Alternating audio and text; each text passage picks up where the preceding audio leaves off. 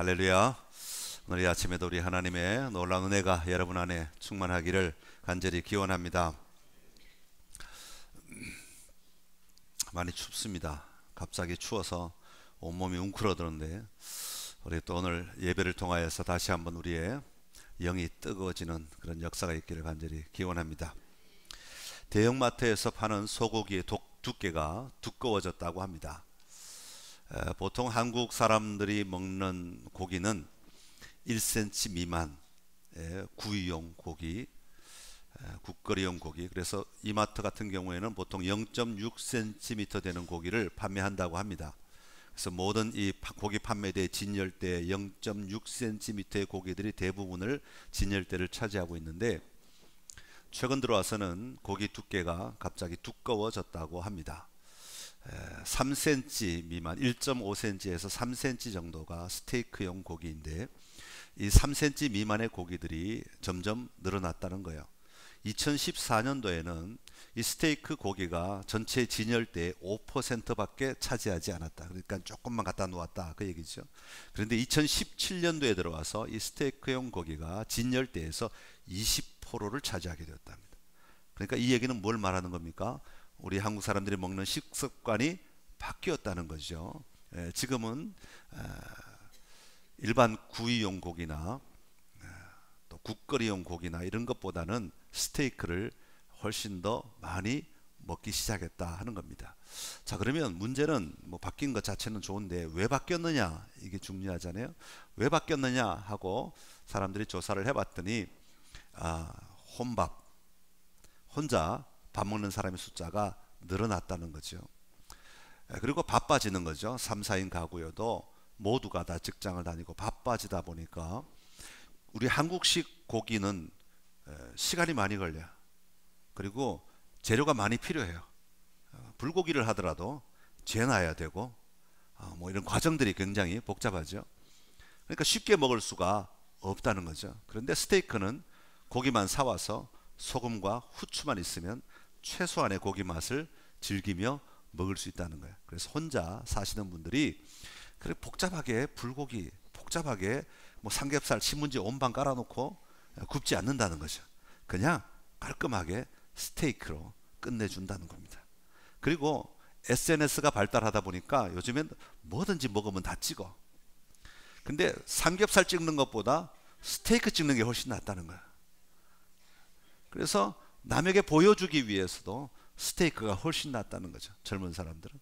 그래서 자연스럽게 식습관이 바뀌어져 가는데, 혼자 사는 사람들이 스테이크를 자연스럽게 먹게 되고, 보여주기 원하는 사람들이 스테이크를 자연스럽게 먹게 되고, 옛날에는 캠핑 문화도 바뀐 게 한 원인이랍니다. 옛날에는 캠핑 가면 전부 다 뭐 했어요? 삼겹살 구웠어요. 근데 지금은 캠핑 가면 스테이크를 굽는답니다.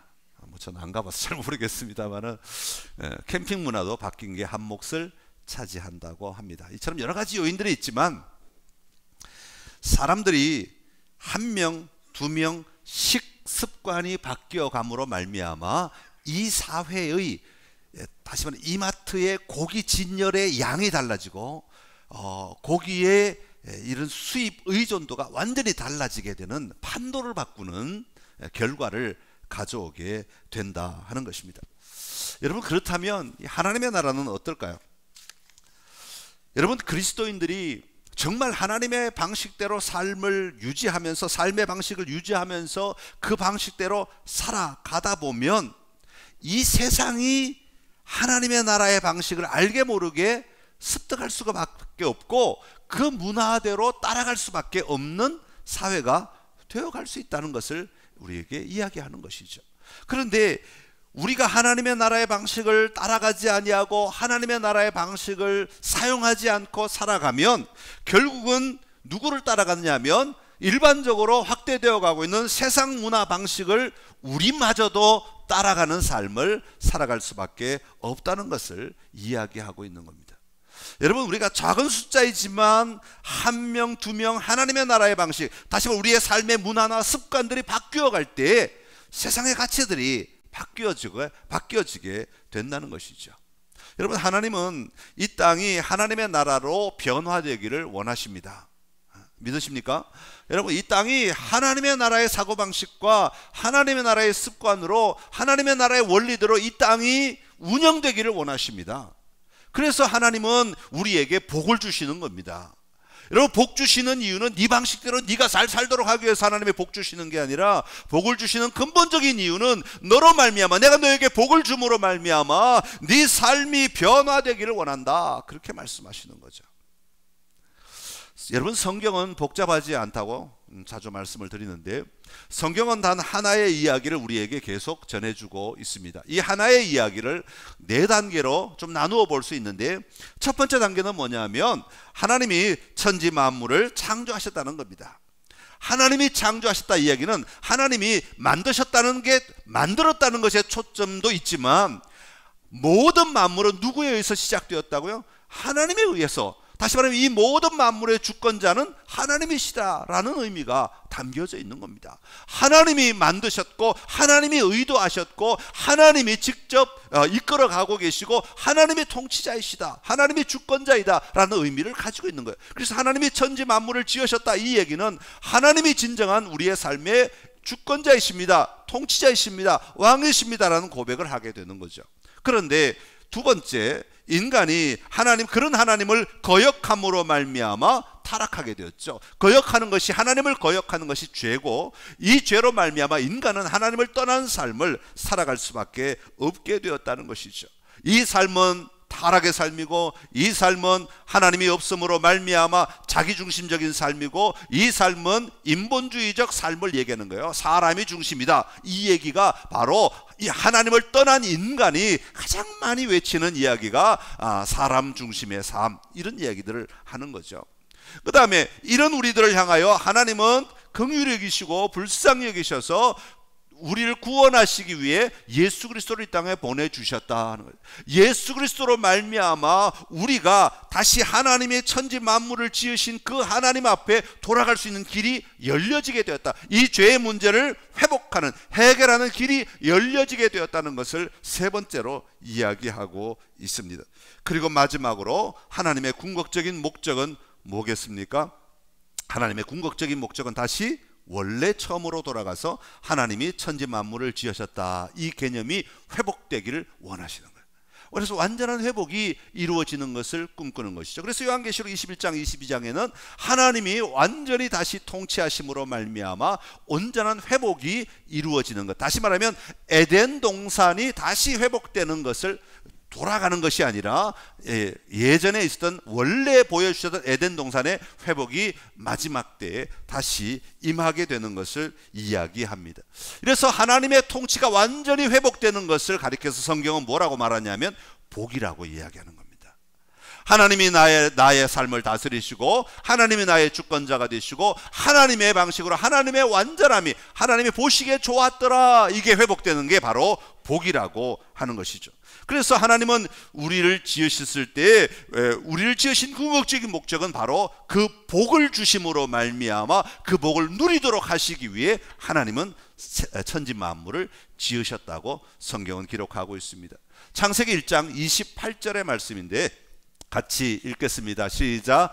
하나님이 그들에게 복을 주시며 하나님이 그들에게 이르시되 생육하고 번성하여 땅에 충만하라, 땅을 정복하라, 바다의 물고기와 하늘의 새와 땅에 움직이는 모든 생물을 다스리라 하시니라. 아멘. 할렐루야. 하나님이 우리에게 복을 주심으로 말미암아 하나님이 지으신 모든 피조물들을 다스리도록 하셨단 말이죠. 그런데 하나님의 그 복이 우리에게 지금 차단되어 있는 세상 속에서는 그 세상에 의하여 우리가 끌려다니며 살아갈 수밖에 없다는 것을 이야기하는 것입니다. 자, 오늘 말씀의 제목이 은혜의 방편이라고 잡았습니다. 한번 따라합시다. 은혜의 방편. 은혜의 방편이라고 하는 말은 하나님의 은혜, 다시 말하면 하나님께서 주시고자 하시는 복이 어떤 통로를 통해서 우리에게 주시는가 라는 것을 이야기하는 겁니다. 다시 말하면 하나님의 은혜가 복인데, 하나님의 이 은혜가 우리에게 임하는 수단이 뭐냐, 통로가 뭐냐라는 것을 이야기합니다. 이 은혜의 방편은 크게 세 가지를 말하는데 앞으로 이 세 가지를 4주에 나누어서 계속해서 오늘부터 좀 말씀을 나누려고 합니다. 창조 때 주신 그 복을 누리기 위해서는 세 가지 통로, 은혜의 방편 세 가지가 있는데 그것을 우리가 좀 잘 기억을 해야 합니다. 이것이 하나님이 나에게 복 주시는 통로이구나, 하나님이 이것이 나에게 은혜를 주시는 통로이구나 하는 것을 기억해야 되는데, 그 첫 번째가 뭐냐면 바로 하나님의 말씀입니다. 하나님은 완성된 하나님의 말씀을 통하여 우리에게 복을 주시기를 원하십니다. 그래서 66권의 말씀 외에는 하나님께서 주신 말씀이 없다고 말하죠. 성경 외에는 다른 계시가 없습니다. 그래서 우리가 하나님의 복을 누리기 위해서는 이 말씀, 기록된 이 말씀을 잘 우리가 듣고 알 필요가 있습니다. 두 번째 통로는 뭐냐 하면 기도입니다. 기도는 우리에게 매우 중요한 내용이죠. 죄로 말미암아 인간은 하나님 앞에 피 흘림이 없이는 나아갈 수가 없었습니다. 그러나 예수님께서 이 땅에 오셔서 우리를 위하여 십자가 위에서 피 흘려 주셨습니다. 십자가 위에서 예수님은 분명히 선포하시기를 다 이루었다, 그렇게 말씀하십니다. 죄의 값을 다 치르신 것입니다. 구속의 시작이며 구속의 완성이 되셨다고 선포하는 것이죠. 그러게 우리는 하나님 앞에 나아가 하나님의 은혜를 누리기 위하여 예수 그리스도의 이름으로 우리가 하나님께 아빠, 아버지라고 부르며 나아가는 기도, 이 기도가 하나님의 은혜를 누리는 또 하나의 통로가 되는 것입니다. 그리고 세 번째 통로는 성례입니다. 성스러운 예전, 이렇게 이해하시면 제일 쉬울 것 같아요. 성스러운 예전, 다시 말하면 하나님이 우리에게 주신 예식, 예전, 어떤 형식을 통하여 하나님은 은혜를 주신다, 우리에게 복을 주신다, 그렇게 말하고 있습니다. 자, 이 성례를 두 가지로 또 나눌 수가 있어요. 하나는 세례이고 또 하나는 성찬식입니다.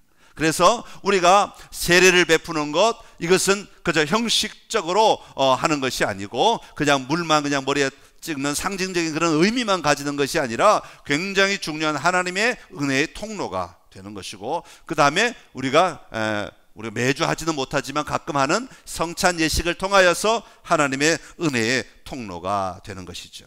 자, 이런 것들을 가리켜서 은혜의 방편이라고 말합니다. 자, 은혜의 방편 세 가지. 첫 번째 말씀, 두 번째 기도, 세 번째 성례. 성례는 뭐가 있죠? 세례와 성찬, 기억하시기 바랍니다. 자, 이것을 가리켜서 은혜의 방편, 은혜의 통로라고 이야기하는데, 이것을 가리켜서 은혜를 누리는 외적 수단이라고 말합니다. 다시 말하면 우리 밖에서 다가오는 통로. 자, 이런 은혜는 우리는 가만히 있으면 그냥 저절로 떨어지느냐? 아니라는 것이죠. 우리 안에도 내적으로 반응하는 힘이 있어야 돼요. 그것이 뭐냐면 바로 믿음과 회개라는 것입니다. 회개는 돌이키는 것이죠. 우리의 삶의 자리에 하나님의 말씀에 가지 못했으면 말씀으로 돌이키는 과정, 기도로 가지 못했으면 기도를 돌이키는 과정, 이 성례식을 통하여 성례의 예전을 통하여서 하나님 앞에 돌이키는 과정들이 회개입니다. 그리고 말씀 안에 하나님이 주시는 은혜들을 믿는 것이죠. 이 믿음, 다시 말하면 우리 안에 이 믿음과 회개가 있을 때에 이 밖에 나타나는 말씀과 기도와 성례를 통하여서 하나님의 복이 우리에게 임하게 되는 거예요. 손바닥도 맞춰야 소리가 난다. 우리 안에는 믿음과 회개가 있어야 되고, 이쪽에서는 하나님의 편에서는 뭐죠? 말씀과 기도와 성례를 통해서 우리에게 임하게 되는 것이죠. 자, 그러면 오늘 우리에게 주시는 첫 번째 통로를 먼저 살펴보도록 하겠습니다. 첫 번째 통로는 뭐라고요? 예, 하나님의 말씀. 또 재빨리 또 나오니까 컨닝하기가 너무 좋아요.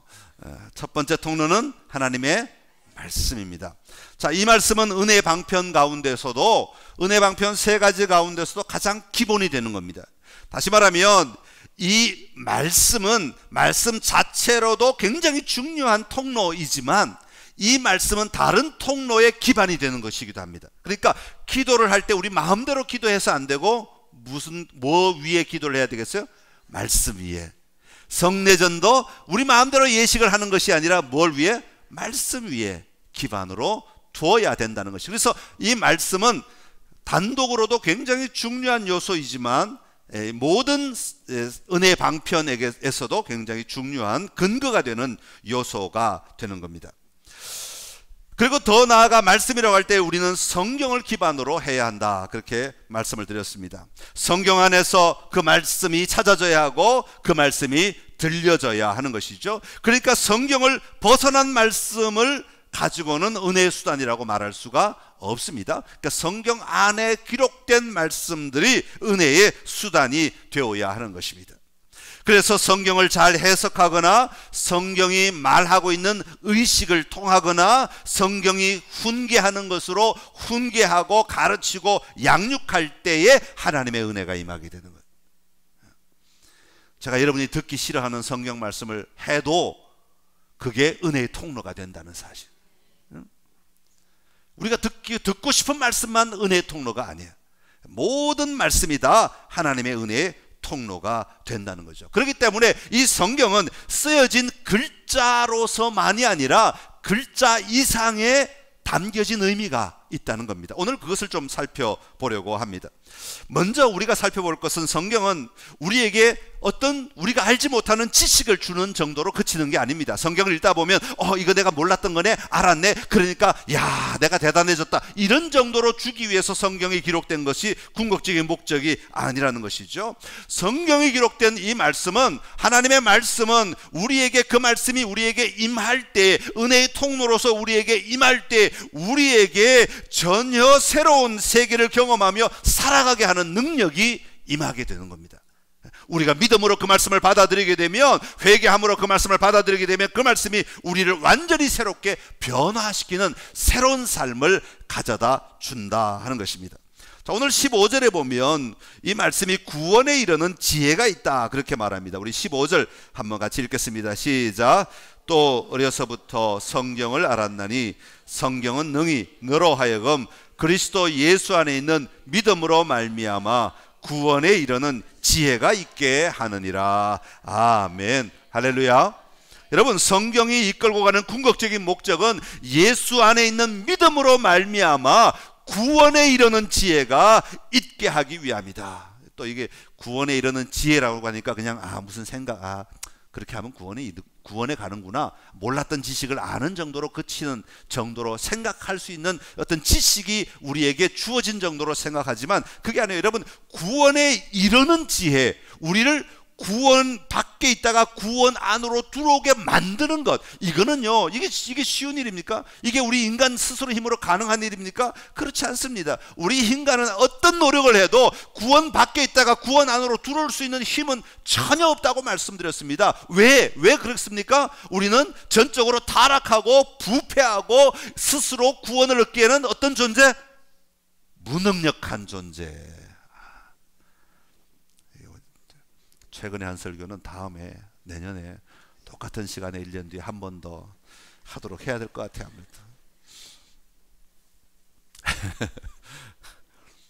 인간은 전적으로 부패하고 타락하고 스스로 구원을 얻기에는 무능력한 존재이기 때문에 여러분, 구원 밖에 있다가 구원 안으로 들어오는 것은 이건 기적과 같은 일이에요.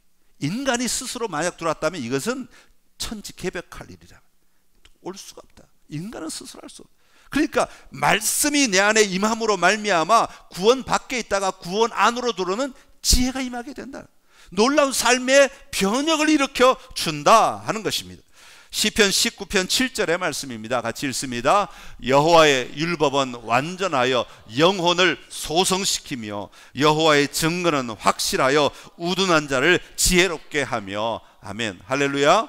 여러분, 영혼을 소성시킨다. 영혼이 살아난다. 에스겔 37장의 마른 뼈들이 살아난다. 여러분, 이건 기적이라고 말씀드렸습니다. 단순한 기적이 아니라 하나님의 기적, 하나님의 생명을 부여하는 기적이라고 말씀드렸습니다. 이것은 일반적으로 인간이 도저히 할 수 없는 일인데 하나님이 말씀하실 때 그 말씀이 임함으로 말미암아 일어나는 놀라운 결과라는 것이죠. 이건 하나님만이 하실 수 있는 겁니다.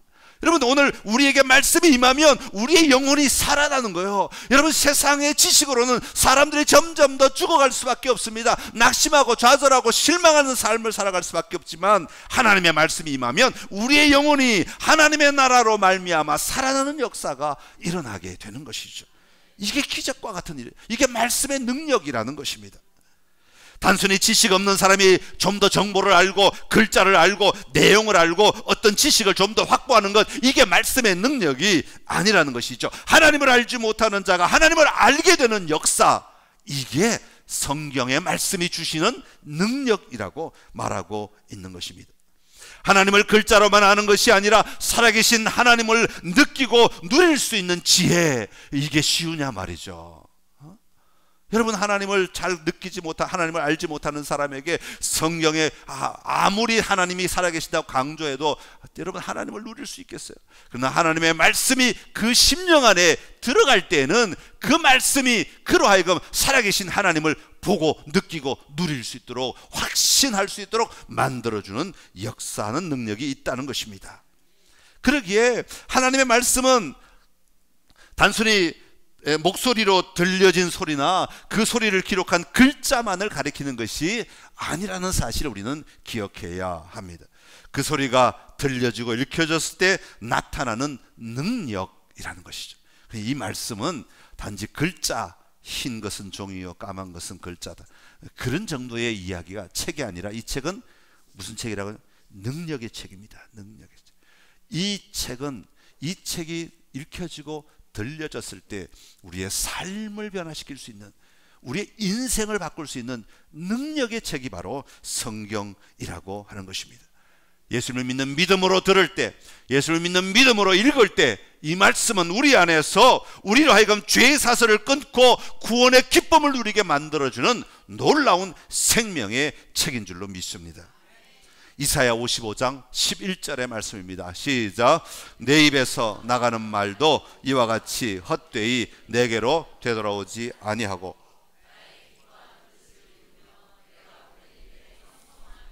아멘, 할렐루야. 하나님의 말씀이 하나님의 입을 통해 나갈 때 하나님이 기뻐하시는 일들이 일어나게 되는 역사가 오늘 저와 여러분에게 있기를 간절히 기원합니다. 하나님은 말씀하실 때 세상이 생겨버렸어요. 하나님이 말씀하실 때 빛이 있어라 그러니 빛이 생겨버렸다고요. 이게 기적이죠. 이게 놀라운 역사라는 겁니다. 여러분, 예수님께서 마태복음에 우리 수요일날 말씀을 나눌 때 계속 느끼는 거지만, 병자나 나약한 사람들을 만나실 때마다 그들을 향해 선포하십니다. 말씀을 선포하시죠. 말씀을 선포하실 때 그 말씀은 단순히 그 질병이 치유되는 정도, 사실 질병이 치유되는 것도 어마어마한 일이잖아요. 여러분이 뭐 그냥 가다가 말 한마디 했다고 질병이 치유되는 경험 해본 적 있습니까? 없죠. 그건 불가능한 얘기잖아요. 그런데 예수님은 말씀하실 때 그 말씀 자체로도 질병을 치유합니다. 그러나 예수님의 사역은 여기서 끝나는 게 아니라는 것이죠. 질병을 치유할 뿐 아니라 마지막에 뭐라고 말씀하세요? 구원이 너에게 임하였다. 이 사람에게 구원이 임하였다. 내가 너를 자유하게 했으니 가라, 그렇게 말씀하시죠. 구원을 선포하시는 거죠. 모든 묶여있던 것들로부터, 그를 얽매이고 있던 어둠으로부터 자유하게 하시고, 어둠의 빛을 열어주심으로 어둠을 열어주심으로 말미암아 빛을 보게 만드시는 역사가 일어나게 되는 거죠. 이게 말씀하실 때, 그 말씀은 단순히 예수님의 입으로 통해 나오는 단지 어떤 한 소리를 이야기하는 것이 아니라 하나님의 살아계신 말씀을 이야기하는 것이죠. 기록된 그 말씀, 선포하신 그 말씀이 임할 때 치유되는 역사뿐만 아니라 구원이 임하는 역사가 오늘 저와 여러분의 삶에도 일어나게 되기를 간절히 기원합니다. 말씀하실 때 귀신이 떠나가는 역사가 일어나는 거죠. 어둠이 지배하고 있던 그 영혼을 하나님의 평강으로 만들어버리는 거죠. 이게 말씀의 능력이에요. 우리는 믿음으로 이 말씀을 받아들일 때 내 삶의 자리에도 동일한 역사가 일어나게 될 줄로 믿습니다. 오늘도 말씀이 살아 움직이는 은혜가 저와 여러분에게 있어야 할 것입니다. 믿음으로 나타나는 것이에요. 히브리서 4장 12절에 보면 이렇게 기록합니다. 같이 읽습니다. 하나님의 말씀은 살아있고 활력이 있어 좌우에 날선 어떤 검보다도 예리하여 혼과 영과 및 관절과 골수를 찔러 쪼개기까지 하며 또 마음의 생각과 뜻을 판단하나니. 아멘, 할렐루야. 하나님의 말씀은 살아있습니다. 살아 꿈틀거리는 능력이라는 것이죠. 단지 살아있는 정도가 아니라 살아있는 능력입니다. 군대와 같이 살아있는 능력이어서 모든 것을 바꾸고 변화시키고 살리고 회복시키고 자유케 하는 하나님의 말씀이신 것이죠. 오늘 이 말씀이 저와 여러분의 삶의 자리에 충만하게 임하시기를 간절히 기원합니다. 네. 또한 우리가 살펴볼 것은 이 말씀은 우리로 하여금 그리스도 안에 있는 믿음이 무엇인지를 가르쳐 줍니다. 그래서 이 말씀을 통해서 우리가 교훈과 책망과 바르게 함과 의로 교육하기에 유익하다, 그렇게 말씀했죠. 우리 16절 한 번 더 읽겠습니다. 16절 시작. 모든 성경은 하나님의 감동으로 된 것으로 교훈과 책망과 바르게 함과 의로 교육하기에 유익하니. 아멘. 자, 이것을 한마디로 요약한다면 하나님의 말씀은 하나님의 자녀된 우리가 하나님 나라의 백성으로 살아가기에 합당한 자로 만든다, 그 말이죠. 그래서 우리가 하나님의 자녀가 되었으면 뭘 해야 되냐면 제일 먼저 말씀을 읽어야 돼요. 말씀을 통해서 말씀을 읽을 때 그 말씀이 내 안에 들어오면 내가 하나님 나라에 합당한 가치를 가지고 하나님 나라에 합당한 삶으로 살아낼 수 있는 능력이 나에게 임하게 되기 때문에 그렇습니다. 예수님은 하나님의 나라를 선포하실 때에 세리들과 죄인들, 가난한 자들, 갇힌 자들에게 죄 용서와 구원의 복음을 선포하셨습니다. 그럴 때 그들이 변화되는 역사가 일어났죠. 왜냐하면 하나님의 말씀이 그들 안에 들어가서 하나님 나라의 진짜 삶이 뭔지를 드러내 버리셨기 때문에 그렇습니다. 너희가 살고 있는 이 삶은 묶인 삶이다. 너희가 살고 있는 이 삶은 진짜 하나님 나라의 삶이 아니다. 너희가 살고 있는 지금 이 삶은 하나님이 원하시는 삶이 아니다 하는 것이 들어가 버린 것이죠. 그러니까 하나님의 교훈을 가지고 하나님의 지식을 가지고 그들의 삶이 바뀌어지게 된 거예요. 아, 내가 잘못 살았구나. 아니야, 나 이제부터는 이 말씀대로 제대로 살아야지. 삭개오의 사건. 그동안 자기가 해오던 방식이 정당한 줄 알고 자기가 살아오던 삶의 원리가 당연한 줄 알고 살아왔었는데 말씀이 들어가니까 그가 변화된 삶을 살아가는, 내놓겠습니다, 돕겠습니다, 훔친 거 갚겠습니다, 이게 말씀의 능력인 것이죠. 그러니까 당연히 누구와 부딪힐 수밖에 없겠어요? 자기 방식을 고집하는 바리새인과 사두개인들과는 부딪힐 수밖에 없는 거야. 말씀이 들어가지 않는 사람과 말씀이 들어간 사람의 삶에는 부딪힘이 일어날 수밖에 없다는 것을 이야기하죠. 여러분, 마태복음 전반부에 보면 예수님께서 계속 말씀하시는 게 뭡니까? 하나님 나라, 회개하라, 천국이 가까이 왔느니라. 너희가 죽은 다음에 가는 천국 이야기가 아니라 지금 여기 하나님의 나라, 지금 임한 하나님의 나라, 이미 임한 하나님의 나라, 하나님의 나라가 너희에게 왔다, 그렇게 말씀하시면서 마태복음 앞부분에 뭘 얘기합니까? 하나님 나라의 가치에 대해서 얘기하는 거예요. 그래서 지금까지 너희가 결혼에 대해 이렇게 생각했다면 아니야, 하나님의 나라가 임하면 결혼은 이런 거야. 너희가 이혼에 대해서 이렇게 생각했다면 아니야, 이혼은 이런 거야. 너희가 간음에 대해서 이렇게 생각했다면 아니야, 간음은 이런 거야. 완전히 개념을 바꿔버리시잖아요. 삶의 가치를 바꿔버리시죠. 그래서 예수님은 말씀을 통해서 하나님과 이웃에 대한 사랑을 말씀하시고 하나님 나라의 의를 말씀하게 되는 것이죠. 그래서 초대교회도 마찬가지예요. 말씀이 임할 때에 그들의 삶이 깨지게 됩니다. 초대교회 처음만 해도 복음은 누구에게 전해야 된다고 생각했어요? 유대인에게만 전해야 된다고 생각했어요. 그래서 베드로가 유대인들에게 복음을 전했어요. 그런데 보자기 사건 아시죠? 예, 잡아먹어라, 불결한 거 잡아먹어라. 나는 유대인으로서 못 잡아먹습니다. 그럴 때 잡아먹어라. 그 뒤로는 이방인들을 향하여 복음을 전하는 역사가, 문이 열려지게 되는 것이죠. 사랑하는 성도 여러분, 우리가 하나님의 자녀 되었다는 것은, 우리가 예수 그리스도로 말미암아 구원을 받았다는 것은 더 이상 우리가 예수님 없는 삶을 살 때 가졌던 가치와 기준으로 살아가는 것이 아니라 이제는 예수 그리스도의 생명의 법으로 살아가는 자가 되었다는 것입니다. 무엇으로 우리가 그렇게 살아갈 수 있습니까? 하나님의 말씀으로. 하나님의 말씀이 임할 때 우리가 그 삶을 살아가게 되는 것입니다. 오늘 여러분의 삶의 자리에 하나님 나라의 생명의 법이, 하나님 나라의 가치관이, 하나님 나라의 기준이 바르게 세워지는, 말씀을 통해 바르게 세워지는 역사가 있기를 간절히 기원합니다. 자, 또 하나 우리가 살펴봐야 할 것은 은혜의 수단이 되는 말씀이라고 할 때에 이 말씀은 말씀을 읽는다는 것과 말씀 설교를 듣는다는 것을 포함하고 있습니다. 그래서 우리 눈으로, 우리 입으로 직접 말씀을 읽을 때도 이 말씀의 능력이 나타나지만 목사님들을 통하여 전해지는 성경을 풀어서 설명하는 이 설교를 통하여서도 하나님의 은혜가 동일하게 임하게 된다고 말씀하고 있습니다. 말씀이 각자의 심령에 들려질 때 그 말씀은 죄인들이 죄를 깨닫게 하고 회개하게 되며 믿음으로 구원에 이르기에 유효하다, 그렇게 말하고 있습니다. 그러니까 우리가 단순히 말씀을 잘 읽기만 해서도 안 되고 함께 들을 수 있는 귀도 열려져야 한다는 것이죠. 사실 말씀은 그냥 내가 눈으로 읽고 그냥 앉아서 귀로 듣고 이것만 가지고는 사실 우리의 삶을 변화시키지는 못하죠. 형식적으로 앉아서 듣고 그저 습관적으로 앉아서 듣고 습관적으로 앉아서 읽고 이것 갖고는 될 수 없습니다. 그래서 하나님께서는 그냥 너희가 눈으로 귀로 듣는 이 말씀이 아니라 성령께서 일하실 때 들려지는 성경 말씀, 이것을 이야기하고 있는 것입니다. 말씀을 읽는 것과 말씀을 듣는 것을 우리가 하나님의 은혜를 누릴 수 있는 효과적인 수단으로 만들어 주신 분이 누구냐 하면 바로 성령 하나님이십니다. 오늘 16절의 말씀에도 이렇게 나와 있습니다. 우리 16절 같이 읽겠습니다. 시작. 모든 성경은 하나님의 감동으로 된 것으로 교훈과 책망과 바르게 함과 의로 교육하기에 유익하니. 아멘. 자, 하나님의 말씀이 우리를 바르게 하고 의로 교육하고 교훈하고 가르치는데 그게 그냥 되는 것이 아니라 누구를 통해서? 하나님의 감동으로 된 책이기 때문에 성령으로 말미암아 하나님의 감동이 임할 때에 이 일들이 이루어진다고 말씀하고 있습니다. 그래서 성경을 읽을 때는 우리가 이 말씀이 글자로만 보이지 않도록 하기 위해서 성령님의 도우심을 구해야 되는 거예요.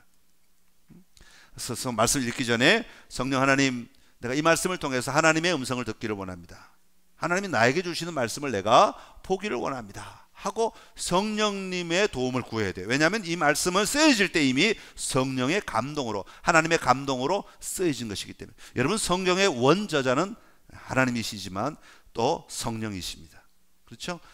성령께서 성경을 쓰는 사람들을 감동하셔서 성경이 쓰여졌기 때문에. 그래서 우리가 이것을 읽을 때도 마찬가지로 중간 통로인 성령을 통해서 읽어야 이 성경이 원래 하고자 하는 말씀을 들을 수 있게 되는 것입니다. 그래서 성령의 감동을 받아가서 읽어야 되고, 설교를 들을 때도 그냥 귀로만 들으면 이것은 그냥 목사님의 또 오늘 하시는 이야기로만 들릴 수밖에 없습니다. 누구를 통해서? 성령을 통하여 설교를 들어야 됩니다. 그래서 교회 오실 때는 여러분, 교회 올 때에 하는 기도가 있어요. 올 때 하는 기도는 뭐냐면, 성령 하나님 내 마음을 감동하여 주옵소서. 성령 하나님 내 마음에 임하여 주십시오. 내가 오늘 예배를 드릴 때 예배 의식을 통하여서 성령님이 하시는 말씀을 듣게 하시고, 목사님을 통해 주는 설교를 통하여 오늘 나에게 주신 하나님의 음성을 듣게 하여 주옵소서. 성경이 기록자이기 때문에, 성령이 기록자이기 때문에 성령을 통하여 말씀을 들어야 되는 거예요. 이게 우리가 교회에 들어올 때 해야 하는 우리 심령의 기도입니다. 그래서 교회 문을 들어올 때, 하나님 오늘 내가 이 교회에 왔는데, 하나님의 말씀을 듣기 위해 교회에 왔는데 성령 하나님 내 안에서 감동 감하셔서 선포되는 말씀이 내 안에 하나님의 말씀으로 들려지게 하옵소서 기도해야 하는 것이죠. 오늘 여러분의 말씀을 읽을 때나 여러분의 말씀을 들을 때 성령께서 여러분의 눈을 여시고 귀를 여시고 마음을 열어주시기를 간절히 기원합니다. 성령께서 말씀하실 때 그 말씀은 우리의 삶을 변혁시키는 하나님의 말씀이 되는 줄로 믿습니다. 그리고 마지막으로 우리 삶 가운데 그 말씀이 들려졌다고 해서 끝나는 것이 아니라 그 말씀을 실천할 때에 생명력이 있는 겁니다. 14절의 말씀인데요, 우리 14절 같이 읽겠습니다. 시작. 그러나 너는 배우고 확신한 일에 거하라. 너는 내가 누구에게서 배운 것을 알며. 아멘. 배우고 확신한 일에 거하라. 예, 배우고 확신한 일에 거하라 할 때 거한다는 말은 머문다는 의미를 가지고 있습니다. 머물러야 한다. 머문다는 얘기는 그냥 가만히 머물러 서 있으면 됩니까? 아니요, 그것을 누려야 된다 말이죠. 그것을 내가 되새김하고 내 삶에 적용하고 내 삶 속에 살아 역사하도록 만들어내어야 한다 하는 의미를 가지고 있습니다. 누가복음 8장 15절의 말씀입니다. 같이 읽습니다. 시작. 좋은 땅에 있다는 것은 착하고 좋은 마음으로 말씀을 듣고 지키어 인내로 결실하는 자니라. 아멘. 할렐루야. 말씀을 듣고 지키고 인내하는 삶이 있어야 된다. 그 말씀이 오늘 들어서 은혜 받았는데 내가 그 말씀대로 살려고 했는데 왜 결과가 없습니까? 인내가 있어야 된다. 하나님은 여러분의 방식대로 여러분의 시간대로 역사하지 아니하시고 하나님은 여러분의 모든 삶을 하시기에 가장 적합한 때를 찾아서 일하시는 것입니다. 그러기에 우리는 이 말씀을 들을 때에 이 말씀을 부지런함과 예비함과 기도로 계속 참여하여서 이 말씀이 내 삶 속에 적용되고 내 말씀에 움직이도록 늘 하나님 앞에 나아가는 자가 되어야 하는 것입니다. 자, 히브리서 4장 2절은 이렇게 말합니다. 시작. 그들과 같이 우리도 복음 전함을 받은 자이나 들은 바 그 말씀이 그들에게 유익하지 못한 것은 듣는 자가 믿음과 결부시키지 아니함이라. 아멘. 할렐루야. 말씀을 들을 때 그것이 내 믿음과 연결되어야지, 연결되지 못하면 아무 의미가 없는 거야. 그냥 소리로 끝나고 마는 거죠. 웅웅거리는 시끄러운 소리로 끝나고 마는 겁니다. 그래서 시편 119편 11절에는 이렇게 고백합니다. 시작. 내가 주께 범죄하지 아니하려 하여 주의 말씀을 내 마음에 두었나이다. 아멘. 할렐루야. 자, 주의 말씀을 내 마음에 두었다는 얘기는 말씀을 생각하고 그 말씀대로 살려고 몸부림하며 살아가는 거예요. 왜? 범죄하지 아니하게 해서, 하나님을 떠나지 않기 위하여, 하나님이 없는 삶을 살지 않기 위하여 말씀 가지고 몸부림친다라고 말하고 있는 겁니다. 여러분, 하나님이 오늘 여러분에게 복 주시기를 원하십니다. 에덴 동산 상상만 해도 아름답죠. 그 에덴 동산의 아름다운 복을 오늘 여러분들에게 주기를 원하십니다. 그 복을 주는 통로가 뭐라고요? 하나님의 말씀입니다. 읽는 말씀, 들려진 말씀, 이 말씀을 통해서 여러분 안에 임하시는, 여러분에게 주고자 하시는 하나님의 복을 마음껏 받아 누리는 은혜가 저와 여러분에게 있기를 간절히 기원합니다. 기도하겠습니다. 참 좋으신 우리 하나님 아버지, 우리를 지으시고 우리가 죄 가운데 거할 때 우리를 모른다 하지 아니하시고 예수 그리스도를 통하여 우리를 구원하여 주셔서 감사합니다.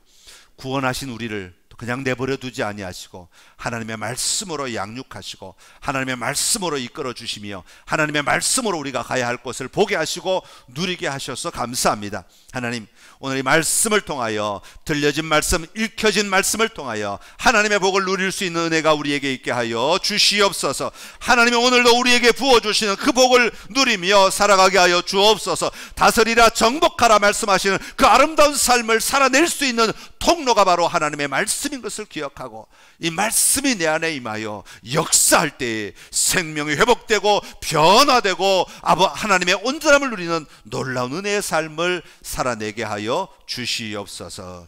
예수님의 이름으로 기도드립니다. 아멘.